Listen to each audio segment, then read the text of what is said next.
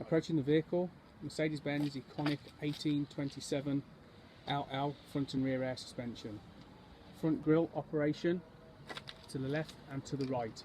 Small tabs, push and lift. But nothing underneath. Underneath there are no operational changes here, it's just access to the radiator. We'll pass our way round to the offside of the vehicle. Being the iconic, we have Oil filler, oil, water, washer fluid. and washer fluid, all located outside the vehicle. Walking along. Further over, Fuel cap, fuel lockable, with a lockable cap, AdBlue with a lockable cap. Entry to the cab from the driver's door. One step entry, and you have got located down at the bottom is the air suspension wonder lead that can be removed, and the air operated as shown on the dials. Press bottom to lower it, press stop to stop. Press up, watching it go up, stop, and it stops. Memory, whatever you set it at. So if you're happy with that, you would press it and they all light up. That's memory 1 set. And then if you're happy with the layout with the other axle, you press 2, and again they all light up. And it's as simple as that. There is also a button on the dash, which we'll explain when we get in the cab, so you can do your ride height before you start off. And then just press it and restow it. We ready? Operation of driver's seat. They are self-explanatory. Little pictures on the controls. That's the damper, obviously explains it. Front, up and down. The air suspension, obviously to make it more springy, and the dump valve for getting in and out to save your knees getting trapped underneath the steering wheel. In the front we have the base, and then the rake, like so. Okay. Steering wheel controls. On the left hand side we have, I don't know if you see that on the video there, up on the dash, you've got the little blue boxes at the top. Yep. You go across on the right. I call them chapters, the easiest way to explain it. And then these ones up and down are pages, and it takes you into different bits and bobs. Okay, that's the easiest way to explain that one. These ones are chapters, these are pages. If you go over to your, let's just say, go back, sorry, your miles per hour was your favorite, you can press the M, memory, press, little buzz, memory. So if you go away from it but you want to see your speed, press that, takes you back to your memory. Volume for your stereo.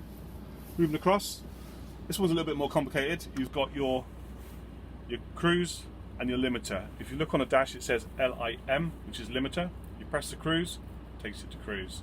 And it's as simple as, if you're going along at 40, you can press it. If you want to go 45, rather than use the throttle, you can actually just press this one and it will go up, and it will also go down. Press the off to take it off, and of course touch your foot brake. On this side, this is your, whoops, go back again, overrun. So you press it once, press it twice, and then go back to this side, and it goes +2, +3. That's your overrun. So if you're doing 40, you engage your exhaust brake, it'll run 1 mile an hour over. If you leave it at 1, and that'll engage the exhaust brake. I think on a truck this size, +1 is more, you're in control. Okay, telephone, obviously turn it off and to answer it, all on the right hand side. If you just turn the wheel slightly, on this side, you've got the letter 8, and again, if you pull that down, it comes up on the dash.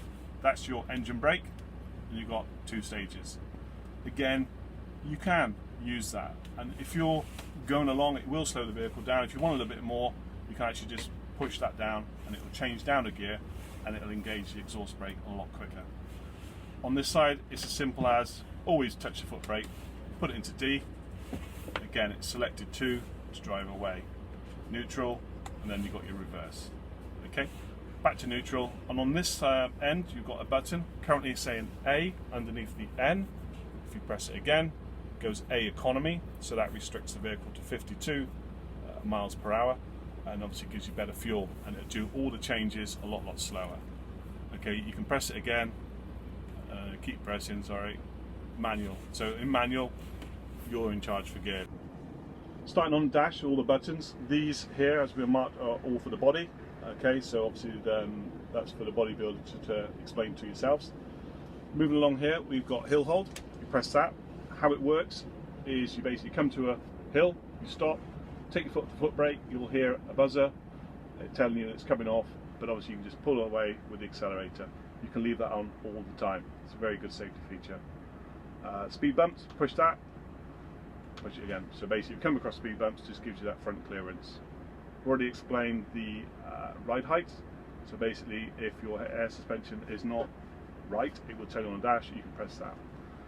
DPF, it does a regen because it's Euro 6. If these come on and the engine revs build up, don't be too concerned unless it tells you on the dash to enter a workshop, facility. ASR, you wouldn't touch that at all unless you say you were parked on a sheet of glass and you weren't moving anywhere. You could take that off just to see if it give you a little bit more traction, but otherwise leave that on at all times. This one here is a very interesting button. Press that and it'll do all your light checks for you. So basically any bulbs that have gone will come up on the dash, and you can see now it's doing all the light checks as we go. Indicators, but that would do the full process of all the lights. Anything sort of faulty would come up on the dash and advise you to get them looked at. Okay, that will obviously stop once it's done its sequence. This button here is night silent reverse. Again, if you're working in an area where you have to make it silent, just press the button. On the top we have a diff lock, self-explanatory. Here, lane departure. Again, if you go over the white lines, it will make an audible sound, and obviously tell you, and wake you up, obviously bring you back in. Proximity control, again, you can turn it off, but obviously I'd leave it on as a safety feature. Air conditioning, down is on when the little light comes on, no problems. And this one here is the side doors from the inside of the cab. Press them and they shut, as well as the green button on the curb side for entry. 24-volt socket, again self-explanatory. Handbrake, I'm just going to put my foot on the brake, take it on, and to take it off just pull it, there we go. Vents, again, just open up, and again you can turn them, as you can see. It's still doing all the sequence of lights, which is quite clever. I think it's probably because I pressed it again. Moving over here, just one extra little thing.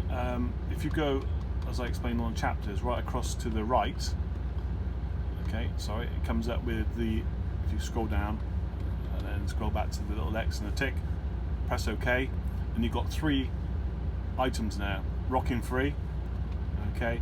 If you tick the left-hand steering wheel button on the right, it clicks it in, and then obviously it clicks it out. You can't have the eco roll with the rocking free, so if you leave that out temporarily, because eco roll is obviously more important. Scroll down on, again, on the left hand side of the steering wheel, crawler mode. Again, crawler mode works by basically if you're in traffic, you pull away once with the accelerator.